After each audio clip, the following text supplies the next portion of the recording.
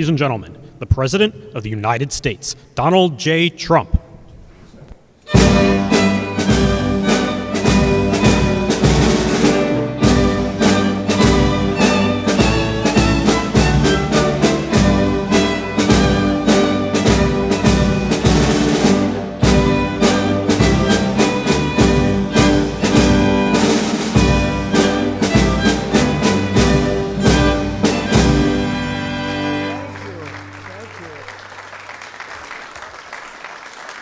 Well, we have a great group of people outside. I just looked at their wares, and it's beautiful stuff. Made in America. It's great, great stuff. Please sit down. I'm thrilled to be with you and welcome you to the most fabulous place, the White House. There's nothing quite like it. People come from all over the world. The King and Queen were just here, and they looked and they said, this place is just amazing. When they came into the Oval Office, they said, this is something. And they've seen some very nice places. They've seen some great rooms. But it is a very special place as we celebrate National Small Business Week. So let me begin by saying congratulations to the small business people of the year from all 50 states. It's a big deal. It's a big deal, and you can be proud of yourself. Our country is made up of a lot of small businesses, and that ends up being a really big business. As small business owners and operators, the people in this room represent the 36 million small businesses who create 40% of all economic activity in the United States. Think of that. A group of people added together. You're essentially the most important factor business-wise in the whole country. And this country is leading the whole world. We are now. That I can tell you by a lot. You're the lifeblood of the American economy, and with your help, we're truly making America great again. We're doing record business. We have a stock market that hit even with this military operation, call it whatever you want. We can't let Iran have a nuclear weapon. We hit all new highs, and I said we have to take care of business because we can't let that happen. So we did a little detour, and it's working out very nicely. They have no Navy. They have no Air Force. They have no anti-aircraft equipment. They have no radar. They have no nothing. They have no leaders, actually. The leaders happen to be gone also. But can't let them have a nuclear weapon, or you'd have problems like nobody would believe. And it's going very well. We're also pleased to be joined this afternoon by Secretary of Energy Chris Wright, who's been amazing. Where's Chris? Except everybody was wrong. They thought that energy would be at $300, right? $300 a barrel, and it's like at 100. And I think going down, and I see it going down very substantially when this is over, Chris. And I think very rapidly too, at levels that you've never seen, because there's a lot of energy out there of ships all over the world that are loaded up with it. They can't do much with it because they got kidnapped by a pretty evil place, but we're taking care of it. We have Administrator Kelly Loeffler, who's incredible, and she's the head of the Small Business Administration. We're thinking about a name change, but I don't know. It's still pretty good name. And I always say the small business is a giant business, because when you add up your whole department, that's not a small business. That's a really big business, the biggest. Under the last administration and their radical left allies in Congress, small businesses were brutally crushed by the worst inflation in American history. We had the worst inflation under Biden that we've ever had. And I always say, I always like to correct, because if I don't correct, then the papers, the media goes crazy. He made a mistake. Well, the official number is 48 years. I say the worst in it because I don't believe the 48 years. I say it was worse than that. But in many ways, 48 years sounds worse than in history. I don't know why. But it was 48 years or worse. It was in a Biden inflation. This is what I inherited. And now we had it down where just prior to the war, the inflation was 1.4%. And for 3 months, over a 4-month period, took me a little while to get it down from the levels it reached. Biden added $6 trillion worth of new regulations and created an estimated 356 hours of paperwork every year for small businesses. You know what that means better than anybody? It means no good. Their policies punish hardworking citizens, and our policies protect you and reward you. And also, we have to have something else that I think is good for your businesses. We are respected all over the world now, again, as a country. We were laughed at. We were a joke. We were a total joke. Right, Rick? I see Rick, my television star over here. He's been with us from the beginning, haven't you? Like maybe from the first speech. Long time, right? Thank you. Thank you very much. Well, I think we're doing good for you, Rick, right? And you're doing good with your shop? And I know you're doing good on the television camera, so that's maybe more. Ah, that's good. That's great. Thank you, Rick. Last summer, I proudly signed the great, big, beautiful bill, the largest tax cuts in the history of our country, and boosting millions of small businesses. Thank you.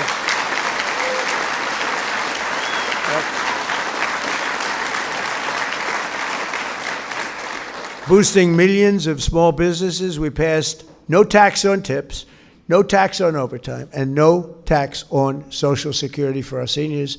That's big stuff. And we add that to the package that we approved in my first term. We had the best financial years in the history of our country in my first term, and I think we're going to blow them away this term. You know, in this term, we have $18 trillion being invested in our country. And if you look at the last administration, they had less than $1 trillion for 4 years. We have $18 trillion during 11 months. The 12th month hasn't come in yet in terms of the numbers. But in 11 months, $18 trillion investments. We have auto plants being built all over the country, AI plants we're doing, and we're leading China in AI. And I'm going to go see President Xi in 2 weeks. I look forward to that, but I'll say I'm leading. We have very friendly competition. But it'll be a very important trip. We provided 100% expensing and bonus depreciation, which is tremendous. One of the biggest things that you have. I mean, it's people have no idea how big that is. The businesses do, so that businesses can deduct 100% of the cost of new facilities, equipment, and capital investment in the first year. It used to take 38 years of deduction. Now you get it done in one. You can take one, so you can expand. I think that's what made us so successful in the first term. But now we have it for a 10-year period. So you have it for a while. I really was going to make it for a 1-year period. That would mean you spend all your money immediately. Now, unfortunately, I gave you too much time. I was sort of against that. I said, let's do it for a shorter period of time. But we did it. It's the right thing.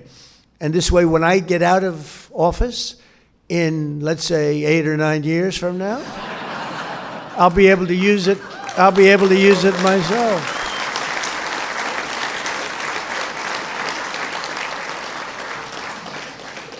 And to ensure that you and your family can keep your businesses in the family, we virtually eliminated the unfair estate tax or death tax for farmers and for small businesses. So, you know, oftentimes I just met some incredible people. They have beautiful businesses, small businesses. They want to have their children. Those businesses were all long-term.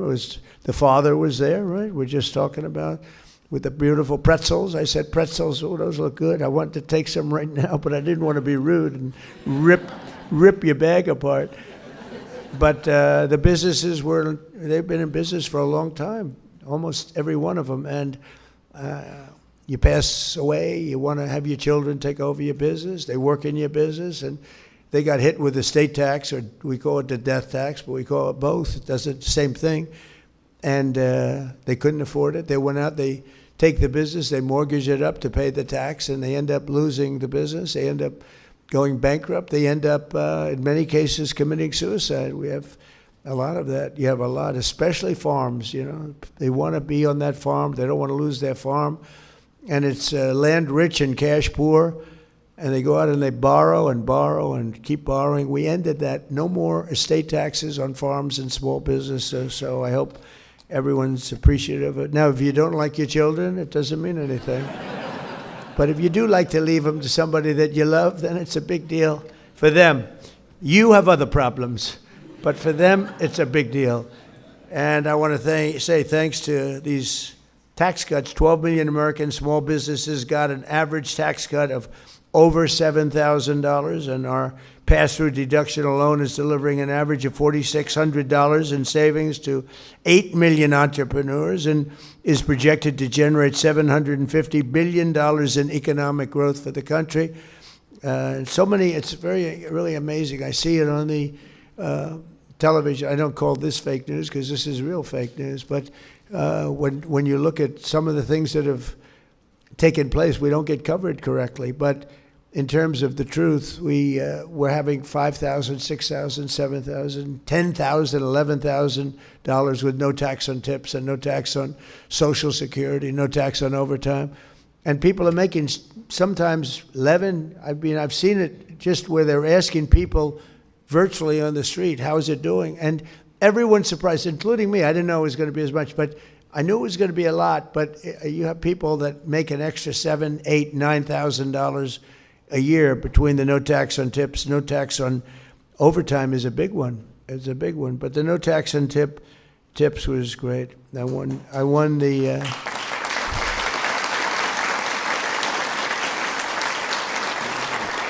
Typically, I don't know why. I can't imagine people voting for the other side with their policies on everything beyond this, long beyond this. But we won Nevada by a lot, and typically Democrats win that state. And no tax on tips. A lot of people getting tips in Nevada, so it had a big impact on people, and much bigger than they thought. And they're just now starting to realize how big and how really wonderful the great big beautiful, I call it the great big beautiful bill is, because we really, it should be called the great big beautiful tax cut bill and regulation cut bill. We put everything in 4 years. If we didn't pass another bill, which won't happen because you always want to keep going, but everything was put into this one bill. That's why it's called the Great Big Beautiful Bill. And one of the things that happened is we were going to do it over 17 different bills. And I said, let's give it a shot. Put everything in one bill, and thank goodness we did it, because the Democrats don't approve anything. They don't approve. You can have the best thing. It can be for security. Look at the security. They want to defund ICE. They want to defund our incredible Border Patrol. They want to, essentially, they want to defund the police, but they don't want to say it. It's crazy what's going on. So we put it all at the beginning. We have a little honeymoon period, a tiny little honeymoon period in this case, so we got it all approved. Late at night it got approved, and this was really done as a 4-year bill, Kelly. You know that very well. You were a big part of it. And we got it done, and everybody was surprised. They thought we had to do it in little tranches. I don't know that we would have gotten the little tranches done. There was so much in here that people had to approve it. And if we would have done it individually, I'm not sure it would have gotten done. Plenty of those individual elements would not have gotten done. And almost as important as the tax cuts, we've slashed a record number of job-crushing regulations. That includes for you, and that includes tremendous numbers of environmental regulations, which stopped your businesses, but they didn't do anything, and they had no impact. If anything, they made the environment worse.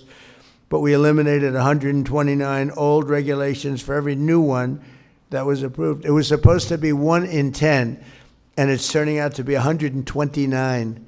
So for every regulation, think of that, 129, we lose them, we get rid of them. It was supposed to be 1 in 10. We would have been happy with, we did 1 in 12. We started off 1 in 7 with my last administration. We got it up to about 1 in 12. Now I see we have a 1 in 129. So we're getting rid of 129 nonsense regulations for every new one that we pass. And thanks to these pro-growth policies, our economy is roaring, and factory construction is way up. Consumer confidence is way up. Business investment is more than triple compared to that of just a short time ago. And before I took office, nobody can believe it. And nobody can believe the $18 trillion number that we gave you, because it's a record for any country, not just here, it's for any country. A lot of that had to do with November 5th, but a lot of it had to do with tariffs. We charge tariffs to companies when they come in. A couple of you were just saying to me that you're getting hurt by China and other countries making a product that's not as good, but it's less money because of the fact that there were no guards, no safeties for you. And we've changed a lot of it. Some have said you've absolutely saved our business. But because of the use of tariffs, we have all this money. Because if they come in and build a business here, if they build their plant here, there are no tariffs. Jobless claims just hit the lowest level since 1969. And more Americans are working today than at any time in the history of our country. So we have more people working today than at any time in the history of our country. That's so beautiful. I mean, what can be better than that? You say, like somebody was saying, oh, will AI take our jobs? Well, we have a lot of AI up. They said it's going to take jobs. I said, well, you're probably right, maybe a little bit, but it's going to create a lot of jobs. And did you know that more people are working in the United States right now than ever before? They said, no, is that true, really? That's the end of that argument. And a lot of good things are happening. And leading in AI is very important because that's a tremendously big industry. And we want to be able to lead. Primarily it's China, but other countries are very much active in it also. Under the last administration, 1 in 4 new jobs was a government job, but since my inauguration, 100%, think of that, 100% of all new jobs have been in the private sector, 100%. We cut a lot of government jobs.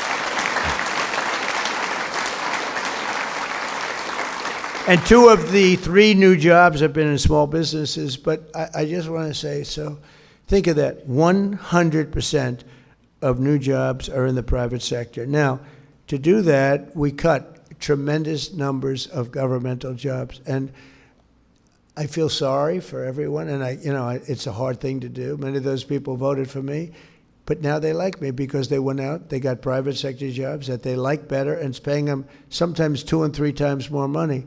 So it's worked out the right way, but you have to do that. You can't just we had government jobs where you'd have 10 people doing the job of 1 person, and you can't make America great that way. So we did it the hard way, but the correct way. And the correct way, big difference, right, Cal? You see it. It's nobody's ever seen anything quite like it, and it was, especially working here, it's tough because this is the home of federal jobs. I wouldn't say I got tremendous. I mean, we won the election in a landslide. We won all 7 swing states. We did all the things that you've heard so many times with counties, which is a big count. That's why you see the map is all red practically. When you look at it, we won 86% of the counties in the country. But here is a little bit different. But now, if you look at those people, some of them have left. And by the way, speaking of that, Washington, D.C., which was very unsafe a year ago, a little more than a year ago, is now one of the safest cities in the United States. So, pretty good.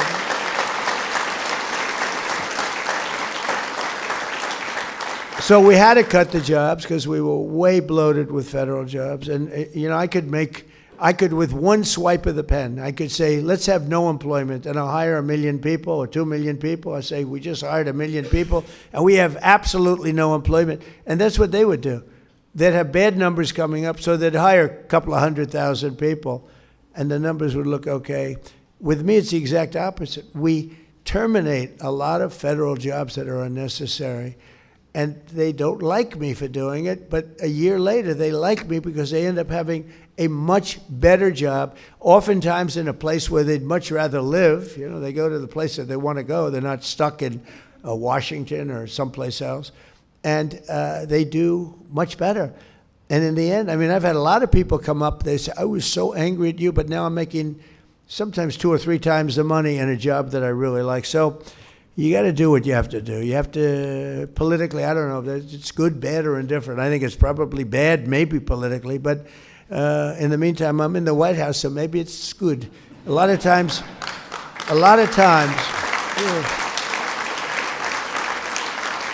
as you probably heard, the fake news media treats me very, very badly. 93% of the stories I get are bad, and yet I won in a landslide. How do you win all 7 swing states when you get only bad press? It's fake press. They give me fake polls. They tell me about polls and this. It's interesting. I did a poll on the war with Iran, and They said only 32% of the people like it. Well, I don't like it, and I don't like war at all, but we're equipped better than it. We have the greatest military in the world. You saw what happened with Venezuela. You see what happens with everything. But they said 32% of the people are against President Trump. Well, when you explain it, like, is it okay for Iran to have a nuclear weapon? It wouldn't be 32%. But even if you said that, there'd be a 32% because the polls are fake. I mean, they're totally fake. And when you take a look at what's really going on, the other day I made a speech in a great Florida senior citizens community, and I made another one at the Kravis Center, 2 in one day. It was wonderful. I go out and make a speech. Then I say, all right, let's go home. Sir, you're making another speech, and this one's in front of the richest people in the world. I went from an unbelievable group of seniors. Now, of course, I'm not a senior. I'm far younger than a senior. It's true. I feel the same as I felt 50 years ago. I don't know. There'll be a period of time when I don't tell you that. There'll be, because I'm honest, I'll say, it's not looking good. I have to be careful. If I said, as an example, I'm not feeling well, they put on, Donald Trump is not feeling well, because they won't know that I'm using that as just a reference point, and they'll say, listen to this. And I'll say, I'm not feeling well. Well, someday I might say that to you, and you'll be the first to know. Actually, I won't have to say it because you'll be able to see it, just like you did in the last administration. You know, one of the things I said is that we should have, in my opinion, anybody running for president or vice president should take a cognitive test. And no president has ever taken one except me. I've taken 3 of them, and I've aced each one. 1 in the first administration, 2 over here. And whenever they get a little sassy, like, does he still have it? Does he still have what it takes? I say, all right, I'll take another one. And they are hard. There are many people in this room I know that are smart. They're not going to ace them. There are many people standing back there, the fake news media, that I'd like to have them. You know, the first question is very easy, and they always show the first question is, you have a lion, a bear, an alligator, and what's another good? A squirrel, okay? Which is the squirrel? So they show that question, and then the first 4 or 5 questions they get a little more difficult. By the time you get to the middle, they're tough. By the time you get to the end, I don't want to be insulting, but there won't be, I'm not going to do what Gavin Newsom said. You saw him? He said, everybody in here is stupid, and he's stupid. I think it was the worst political interview I've ever seen. He said, he's stupid, he's dumb, he gets bad marks on everything, he can't read his speech, and nobody wants to report that. It was the worst, but I won't say that because I think everyone in this room is brilliant, but nobody's going to get all 30 questions correct. Nobody. Because when you get to those last questions, they're pretty hard. You got to be pretty sharp. But every time, so I've taken 3. No president, think of this, has ever taken 1. How do you think Biden would have done? I don't think, he might not have gotten that first question right. Anyway, and Obama would have done poorly. They would have done very poorly. But I think you should have it. As soon as they said that, they say, it's unconstitutional.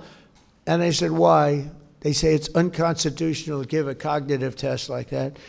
But Rick, I do it anytime they start getting a little sassy. And you know, it quiets them down for almost a year when they hear the result. One doctor said, it's the first time I've ever seen anyone get all questions right. That's a doctor who does this stuff for a living. And I did it 3 times. So I don't know. I think I'm done with those days. I'm tired of taking that test. You know, you sit before a group of doctors and they ask you questions. I said to Ronnie Jackson, he was original, right? First time. I said, so what do you think, Ronnie? They call me a genius who's going to destroy the country. Then they said, he's a genius who's taken over the entire world. Then they said, he's a total moron. This guy is so stupid. And then, so whenever I hear that one, I say, let's take the cognitive test. But I really think it would be a great thing if you could do that. They say it's not constitutional, but I think it would be good. And I can tell you, a lot of the people that run these small businesses, you could take the cognitive test and you could do a lot better than some of the people that we talk about. But I really believe it. I think it's so important for our country. We have to make sure we have the right people leading this country. Like, we have a war right now, and we're into, 6 weeks? They said, what's taking so long? We were in Vietnam 19 years. We were in Iraq for many years, 10 years, 12 years. We were in all these different wars. Korea, 7 years. I won't even mention World War II. That's a big baby. But you had the wrong person up here, you'll be in World War III. As sure as you're sitting there, you have the wrong person up there. It's nasty and tricky. It's tricky out there. We have to have the right people, and they have to be sharp, and they have to be smart. Because one thing about your business is small businesses are great, but if you don't have the platform, meaning the country, meaning the right principles, the right everything, our country's booming now, despite the fact that we're in I call it a mini war, because that's all they are. They don't have a Navy anymore. Think of it. They had 159 ships. How many do they have left, Kelly? Out of 159, take a guess. She's very smart. 0. 159 ships. In the first 2 weeks, 159 ships. I actually got very upset. I said, how quality were the ships? They were very good. I said, why didn't you just take the ship? Why do you have to send it to the bottom of the sea? We could have had, and let's say out of the 159, we could have taken 59. We would have had 59, but they'd rather blow them up than save them. I would have preferred saving them, but these are minor details. But one of the small business owners who can tell us firsthand how our tax cuts are boosting revenue is someone you may have heard, and I made mention of the fact he has been with me. I don't know, maybe he doesn't like me, or maybe he loves me. I think I'd rather be liked than loved by him, although he is a very handsome man, I would say. But he's somebody that we all know, and I think he's a fantastic guy, and he's been to so many rallies, so many speeches, and I love being able to introduce him because he's a champion, he's a winner. You know, to go on television and to make it, he made it big, but to go on television, I don't know if you know this, Rick, 5% of the shows make it. 2% of the shows make it pretty good. 1% of the shows make it. So it's very risky to do a television show and I did The Apprentice, and that was one of the great hits of a long time. But you did your show, and I've just always admired. I admire people that will go against the odds. And when you do a television show, you're going, because very, very few of them make it, and you made it big. So I'd like to have Rick Harrison come up. It's a gold and silver pawn shop in Las Vegas, and you know his show very well, and say a few words, Rick. Come on up. You're looking good. Thank you, Rick. Come on up. All right. Usually I like announcement rallies, and they give you like 3 minutes notice, and I can't come up with a speech, and they've literally just told me a couple hours ago to take a little speaking. I just want to say he's amazing. He's done so much. I mean, so much for all of us. I mean, the backbone of this country is small business, plain and simple. And the last guy in office, all we heard is that we were the evil people, we were the bad people, everything else like that. We don't pay our fair share, whatever that's supposed to be. And he made it tough. And this guy, the big beautiful bill, absolutely amazing. You know what I mean? God bless you for letting me get 100% depreciation. It really helps out. And all I can say is, this is literally, I mean, I'm a history buff, and I know a lot about this White House thing and everything. Literally, he's going to go down as maybe the best president ever. I love this guy.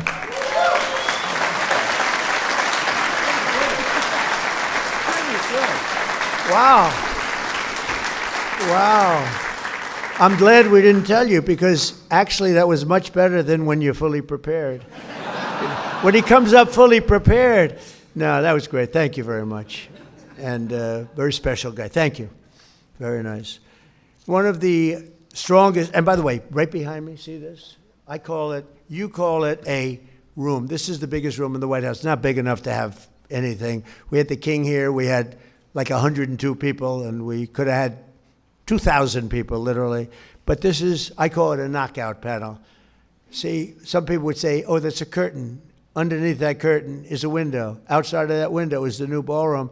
So I said, I'll get out of here, and I'll let you guys, if you want to see a beautiful structure going up, complex, safe, things that could never happen like happened a week ago. That was a pretty bad situation. You can't have 1,000 units over the ballroom with an entrance right next to where you are for a lot of reasons. So If you want, we're going to open that up. I think later on you'll open it up, let the people take a look, and it would be pretty good. Not as exciting as looking at oil wells like Chris gets to do all day long, right?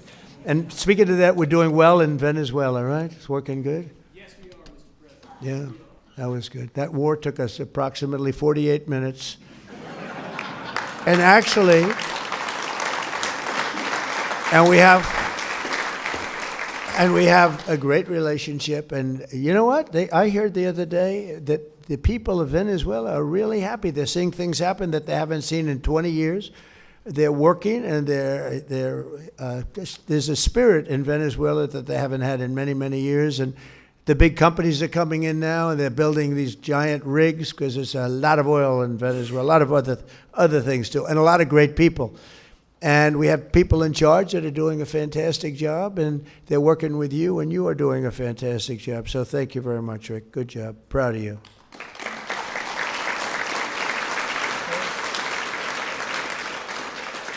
People of Venezuela are very thankful for your proud and bold leadership to change the trajectory Come of here. their lives.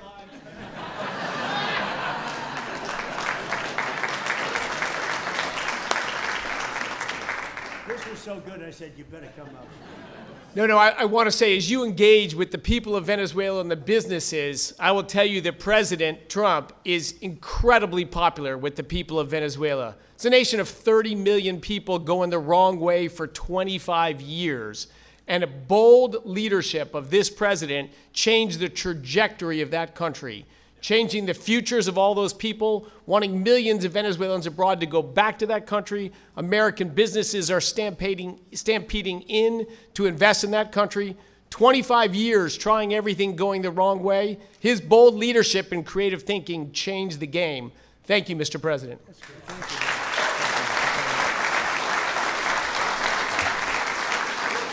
Wow, thank you. That's good. We have a great relationship. We have hundreds of millions of barrels of oil coming out of Venezuela, going to Houston and different places to have it refined. And we're sort of, it's almost really a partnership.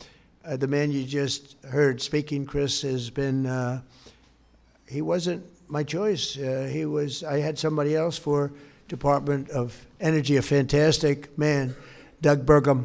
And I said, I want you to head up energy. He says, no, there's one person better than me, is better than anybody. I said, who the hell is that? Chris Wright?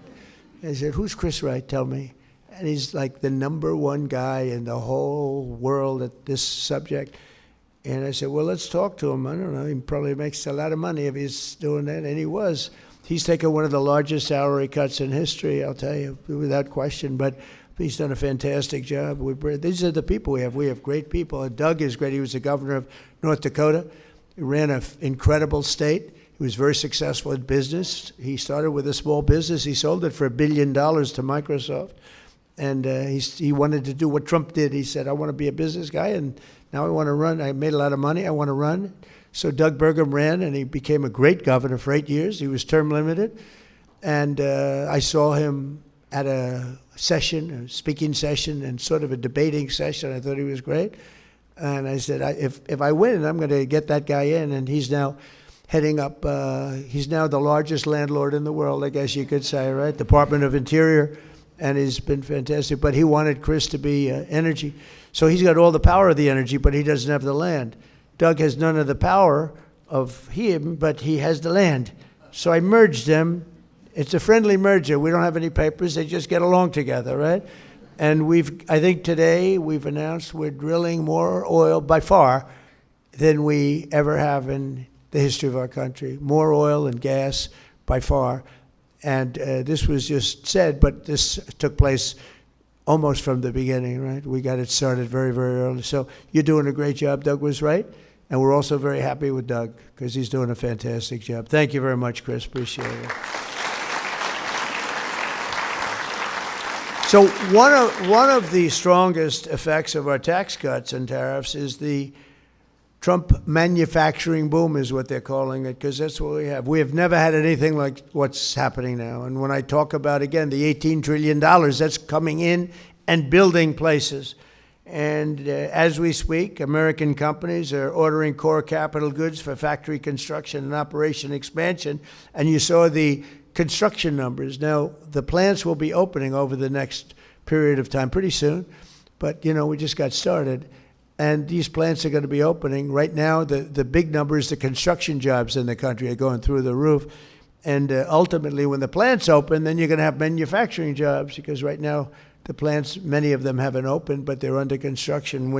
When you see the final numbers, you're not going to even believe what you are seeing, because there's never been any construction boom of factories like we have right now. We lost our car industry. We lost 54% of our car industry to Canada, Mexico, Germany, Japan, South Korea, other countries. 54% over the years, over a period of probably 30, 35 years. And they're all coming back. They're all coming back. And they're coming back at levels that has never been seen before. It's pretty amazing. Well, you see, you'll see it. It can't be disguised by our friends that would, I guess, I don't know. I see so many of them as smiling and having a good time that I actually think they probably like us. I think their bosses say, treat Trump as badly as you possibly can. But they had so many good faces, and so many, they are a lot of professionals there. But it's the highest rate in over 4 decades. And under 4 years of the Biden administration, real wages for manufacturing workers fell. It fell $840. Under 1 year of Trump, wages for factory workers, manufacturing factory workers, increased by $2,500. So think of that. Under Biden, it fell $840. And under Trump, it went up $2,500. That's quite a difference. And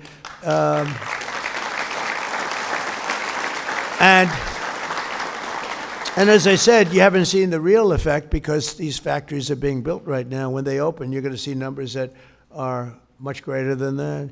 And a lot of these government workers, good people, and I don't blame them for liking what they had, but they're going to all be in this system, and they're going to be making double and triple what they were making in government. We have a country again, because you can't have a country that works where you have literally 10 people to do one job.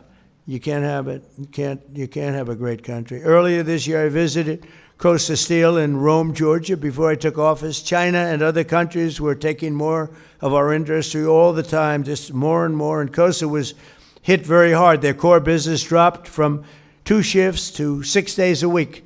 And the 2 shifts were during my administration, by the way.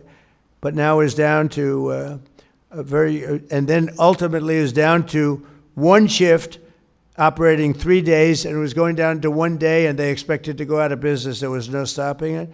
And now, thanks to the tax cuts and the steel tariffs that I put on, Costa is thriving like never before. I just heard from them, and they're at now full shifts, 2 full shifts, 6 days a week, and they may go to a 3rd shift round the clock. Think of that, round the clock. They've never had that before, and they've have a backlog of 7 months long of things that they're building, steel products, great. And they said, I was with the gentleman that owns the company. He thought he was going out of business, and now he said, now I have a great business in just a period of literally a year and a half. We thought we couldn't stop it. And he said, all of my friends up and down the line, they have different businesses, factories, big businesses, but they all thought they were going out of business, and now they're all doing better than they've ever done before. They've gone from employing, in this case, Costa, 50 people to 125 people, and the 50 people is going down to about 14 or 15, and now they're at 125, and they're looking for additional people to work. And I want to thank their president, Andrew Seville, who I think maybe is here. Andrew, are you here someplace? Where are you, Andrew? Wow. You want to say something? Come on up here. He really understood what was happening, and I think it would be nice. You weren't supposed to speak, so I hope you're not nervous. Come here. Well, no, you make it easy. Thank you very much. The most thing that took us right to the top was your tariffs. And I think everybody in here that runs a small business, the tariffs had an effect on you one way or another, and that is just taking us, all the jobs that were going to China, you brought them back, and it really took us to the next level.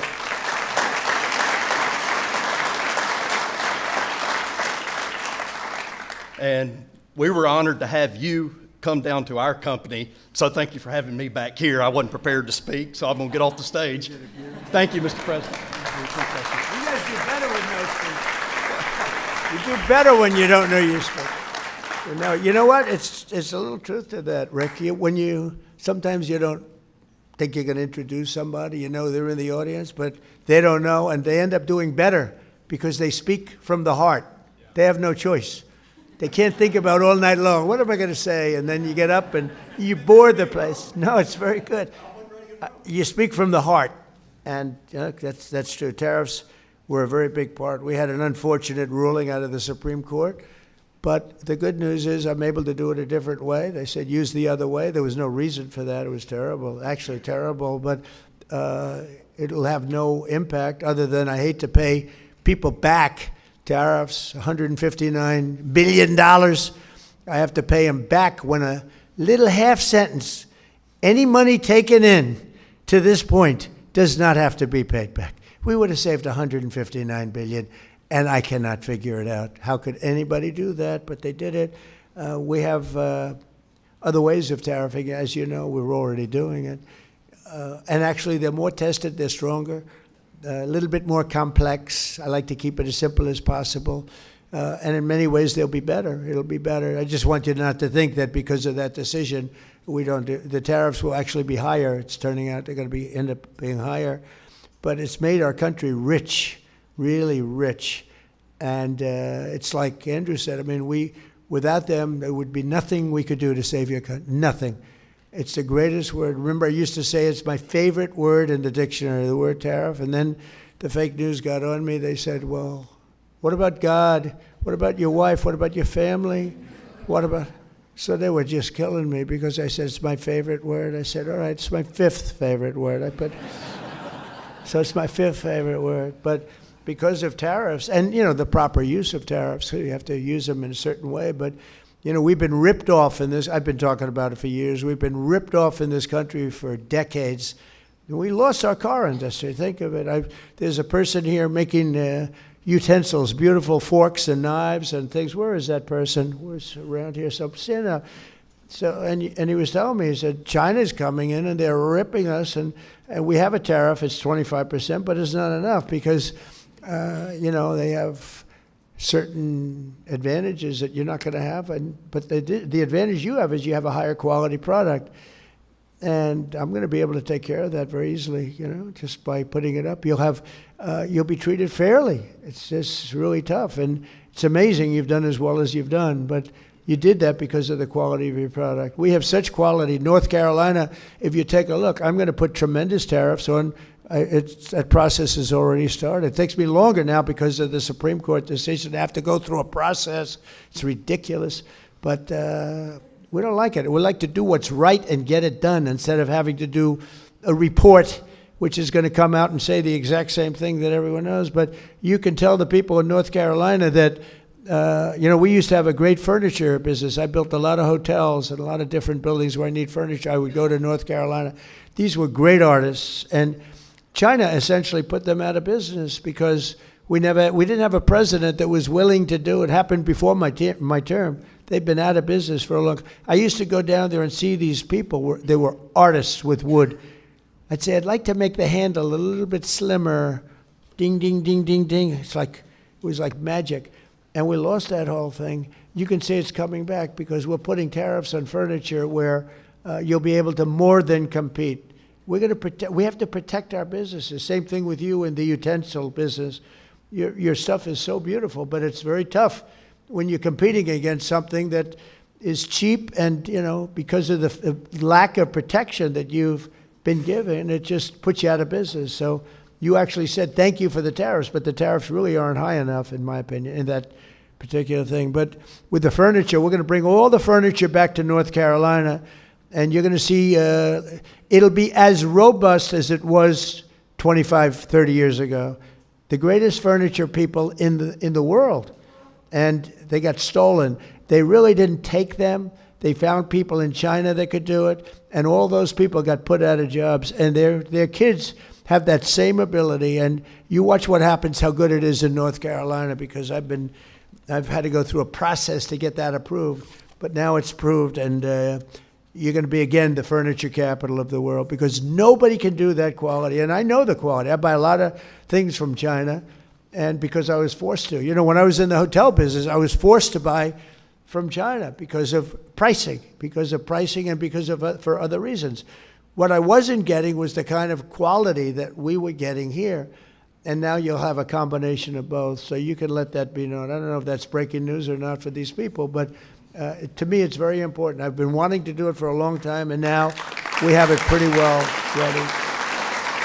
So, and we love North Carolina. My administration's also committed to ensuring that American small businesses have access to the credit and capital that they need under Administrator Loeffler, who's phenomenal. She is phenomenal.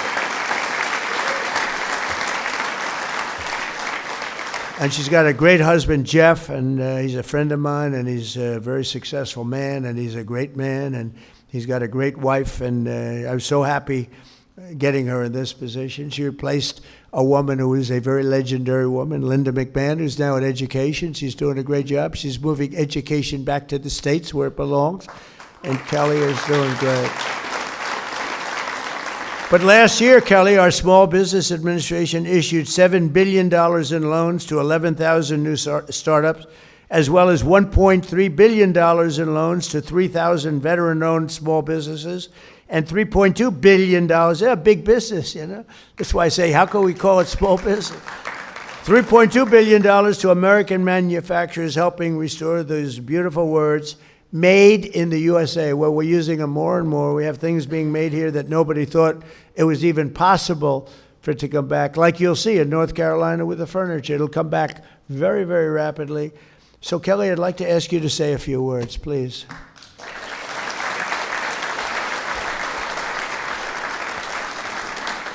Thank you, Mr. President. First of all, you are the most pro-growth, pro-small business president in American history. Thank you. It's such an honor to join you here at the White House to recognize National Small Business Week, and you're the greatest commander-in-chief ever, but also one of America's greatest businessmen, and small businesses know that.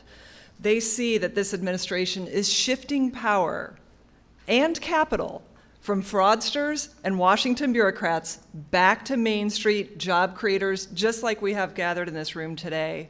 Fair trade, deregulation, and the working family tax cuts in the One Big Beautiful Bill, they are powering real opportunity that I see all over as I travel this country, especially after 4 crushing years of Bidenomics and decades of shipping our jobs and our industries overseas, hollowing out our local communities.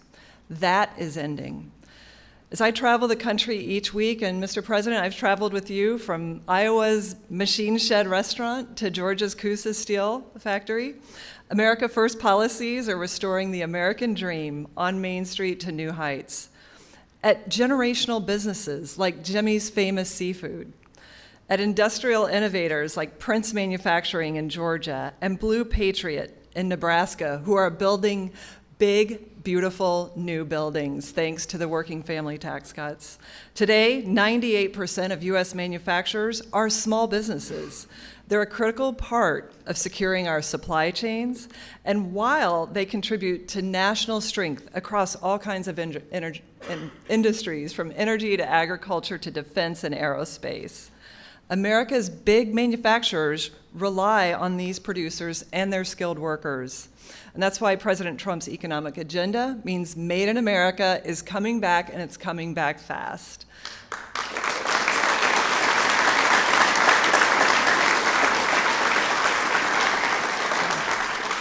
Now, at the Trump SBA, we're helping to fuel that growth. As the most free enterprise agency in the federal government, in 2025 alone, we guaranteed a record $45 billion in lending to 85,000 small businesses through local banks. That's an all-time record at the SBA, and we did it with 53% fewer staff at the agency.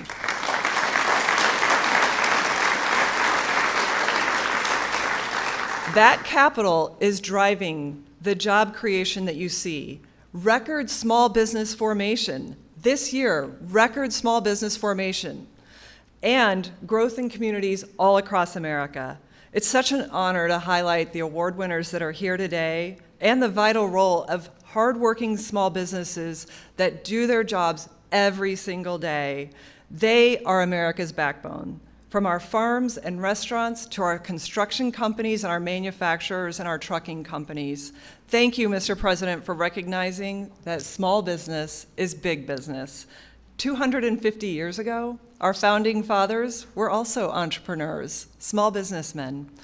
With the America First agenda, that legacy continues. America is open for business again. Thank you, Mr. President. Thank you.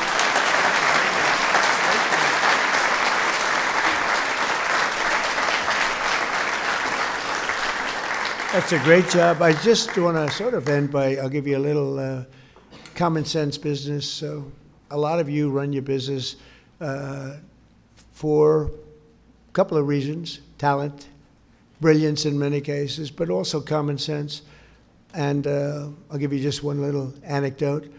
We have a beautiful, potentially beautiful, built in 1922, it's a long time ago, reflecting pond in between the Washington Monument and the Lincoln Memorial. It's 2,500 feet long. That's taller than, I think, any building in the world. That would be if you lay it sideways. It's 2 Empire State Buildings, more than that. And very wide, 167 feet. And for years they've wanted to fix it, rebuild it. It's granite. The stone is good, granite's great, but it was leaking because it's little pieces of granite. Very, very expensive when they did it, but it always leaked from the day they built it.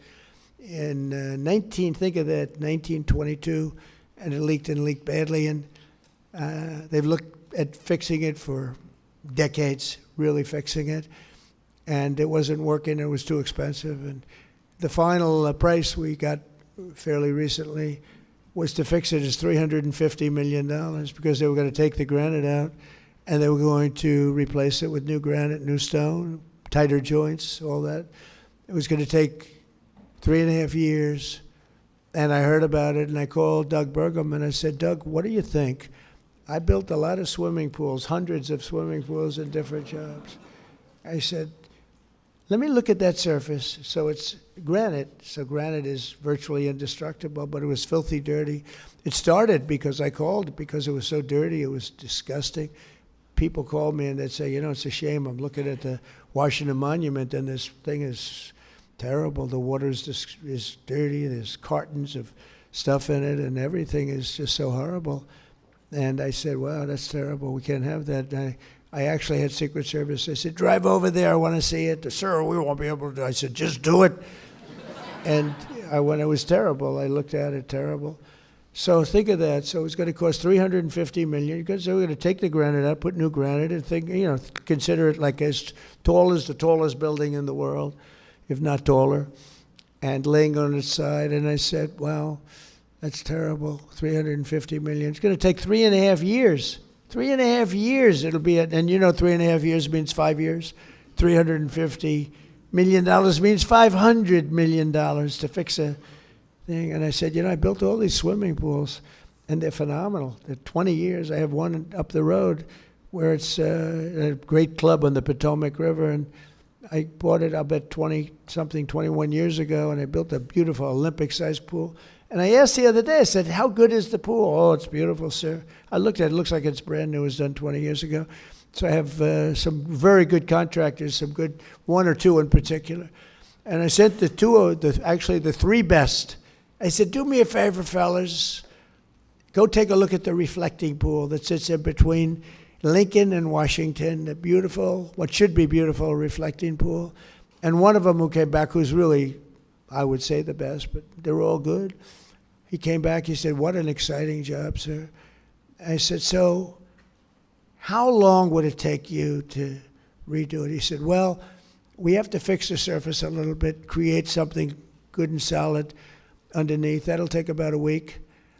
And let's say it'll take me to put the new material. Now, the swimming pool is good, But he said, sir, I'd get commercial grade. What is that? He said, that's much stronger, much heavier, meant for commercial. It actually looks better. It's more expensive, sir. I said, that's okay. I said, how much will it cost? I think we can do it for about $1.9 million. So he said, what color would you like, sir? And I said, well, you know that beautiful color that we have in Florida? He said, this is in Florida, sir. We don't have that green-blue around here. We have blue water. But he gave me a choice of 50 colors. Now I'm going crazy. I'm saying, now think of it. If we put the granite, you know what your color is? It was gray. It was gray. Not a good-looking color. So even if you did it, it's not good. So he said, we'll do a beautiful job. I think that I'd like to recommend a color that I've used before. It's beautiful. What's it called? It's called American Flag Blue. I said, that's the color I want. Because how can you have it better, right? I said, how can you have a better color than American flag? We had a gray, disgusting, dirty. It showed all the dirt. It showed all the everything. So we finished it about 2-3 days ago. They ripped the hell, they roughened this surface. They left everything there. The demolition would have cost $60 million to take the stone out and put new stone in. So we cleaned it, we steam cleaned it, we sand blasted it, we pebble blasted. You know what pebble blasting, that's a serious sand blast. That's really, because it's granite, it's so strong. We roughened the stone so it's a good surface, got it immaculate, and it's beautiful.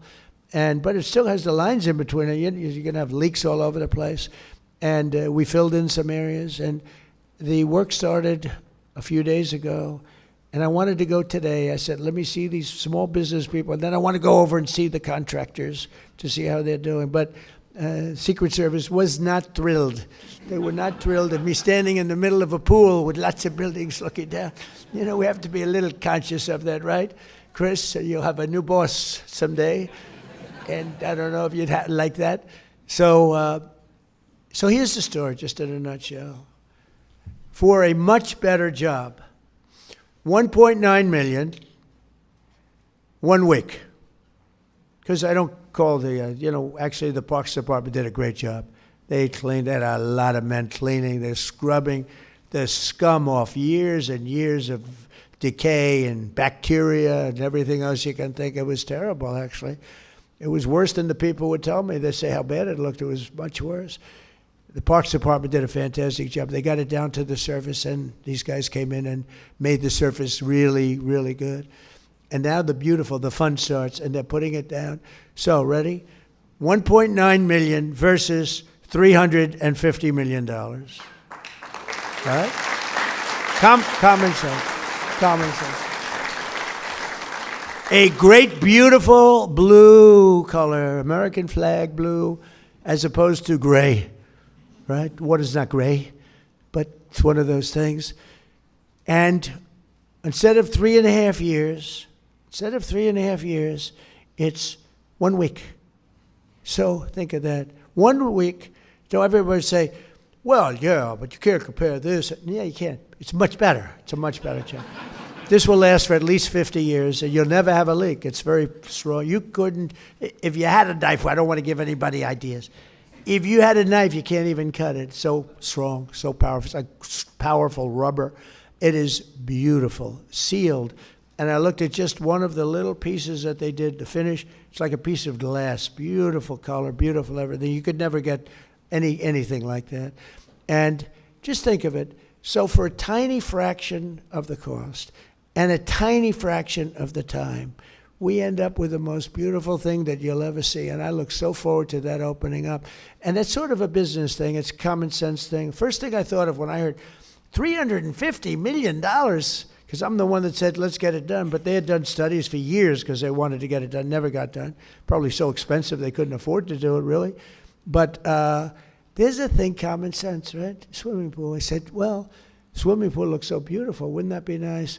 So for a tiny fraction of the time, a tiny fraction of the cost, we end up with a much better product. And this is what you people do with small businesses all the time. It's what Kelly does in running this. She comes to me a lot of times with ideas for less money. It's a better job. So I thought I'd tell you that because this just happened. This just happened. If you go down, if you'd like to see them doing it, on your way back home, take a trip down to the reflecting pond, or they call it the reflecting pool. Some people call it the reflecting lake, but the word reflecting is always a part of it. They call it different things, but reflecting is always a part. Last but not least, we have someone who is helping us lead the revival in American manufacturing, this year's National Small Business Person of the Year. I want to hire him. How big is this business? I want to get him. Mark LaMancha, and he's a fantastic guy, and he's the owner of Hometown Products, a metal casting and 3D printing company near Youngstown, Ohio. I hear it's amazing what he's done. In 2008, the company was nearing bankruptcy. It looked like it couldn't be saved, but that's when Mark patented a system to boost productivity at the company by more than 400%. Mark would like to use you in government. How would you? If you could use that system in government, that would be very nice. He transformed Hometown into a pioneer in 3D printing, and he's leading everybody. And today, they're North America's leading producer of 3D printed sand cores and molds, which is a big business. And Mark, we're here to honor you today, and if you could come up, we're going to give you a little something. Come on up. Hey, Mark.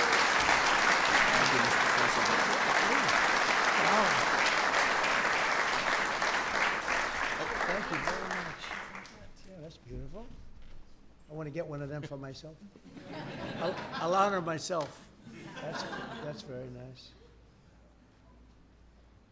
Would you like to say a few words, Mark? I would. Go ahead, I'll hold it for you.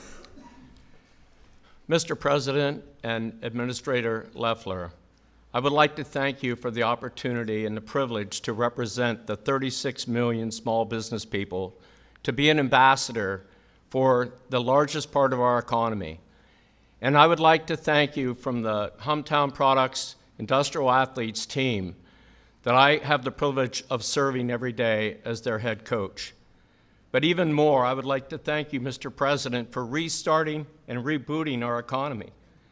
And manufacturing used to be 38% of our economy, and it's down to 9%. And I know that you love America, and I know that you want to restart that. You know, in the last 3 months, the PMI index has gone up 3 months in a row because of that restart. We have 10% increase in hiring, and we'll be able to buy more of those $1 million printers that we're able to print the fight, fight, fight Trump statue that was in Butler with Corey.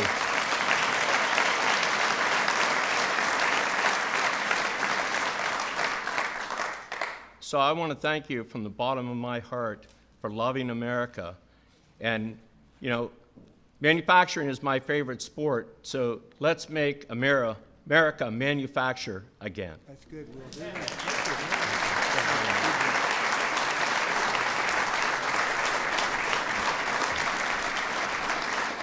That's a great job, and I heard it's a great company. You've done a fantastic job with it. Thank you very much. And you're right. We lost our manufacturing business, and I used to listen to President Obama say, "You'll never get manufacturing back. It's the biggest business in the world if you get it back."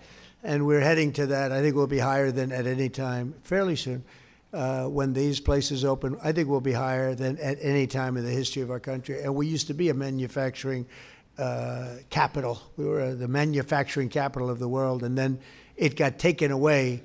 The chips went to Taiwan, and all they had to do is say, if you sell your product back into the country, there's going to be 100% tariff, and nobody would have left. And, you know, I made a investment, Intel, chip maker, the biggest in the world, and then it got taken away because of bad politics, actually, because the politicians, the presidents, no president protected that industry. So all of a sudden you have this superpower over in Taiwan. But they're coming back. As you know, we have the biggest companies they're pouring into this country. They know that the tariffs go to a certain extent, and then they go up, up, up as we go.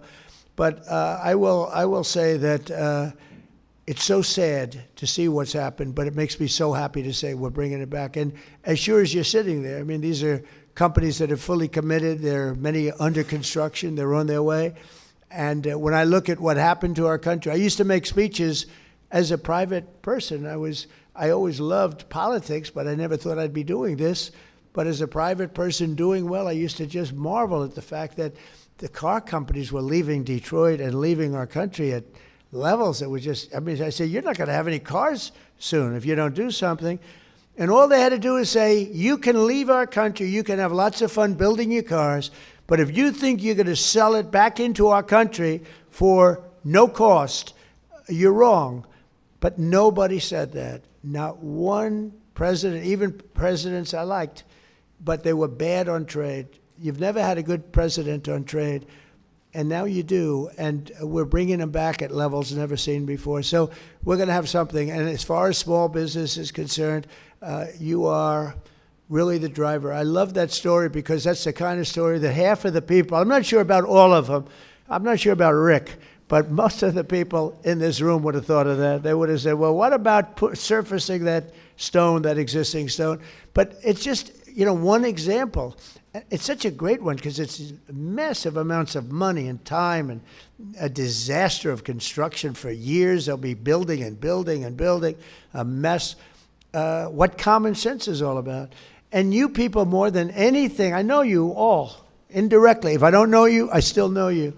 But the fact is, it's common sense. And if you didn't have common sense, you would not have a good business, and you wouldn't have a good small business, big business, or any other business. So I just want to congratulate Mark. I want to congratulate. It's a great tribute, really. You've done an amazing job. But I want to congratulate everybody in the room. You're fantastic people. And we are really, this is the golden age of America. I really believe it. Last year, we were scoffed at. I tell the story often that the king of Saudi Arabia, a year and a half ago when I was over there, he said, America was a dead country. We didn't think it would be investing. We didn't think it would be appropriate to invest there. We were a dead country. And now, President, you have the hottest country anywhere in the world. That was 7 or 8 months ago. We're a lot hotter than we were then. We had to do this little excursion, but the excursion is, the stock market's higher now than it was when I assumed the market would be down 25%, and that was worth it to get rid of lunatics that would have nuclear weapons that can wipe out countries with the push of a button. You can't do that. So I had to do it because it should have been done 47 years. It should have been done by many presidents or other countries. It should have been done a long time ago, but we're doing it, and we have no choice, and I'm very proud to be doing it. But the amazing thing, I thought would be down 20, 25%. I thought the market would be down. The market's at new highs, despite all of it. And so the market is genius, and they see what's happening, and they get it. But I just want to say it's an honor to be with you, and keep going. Small businesses, some of your small businesses like yours are going to be large businesses very soon. And it's an honor to be with you, and Kelly and Chris and all of the people that work with me. What a great job you do. We appreciate it. Thank you very much. Thank you very much.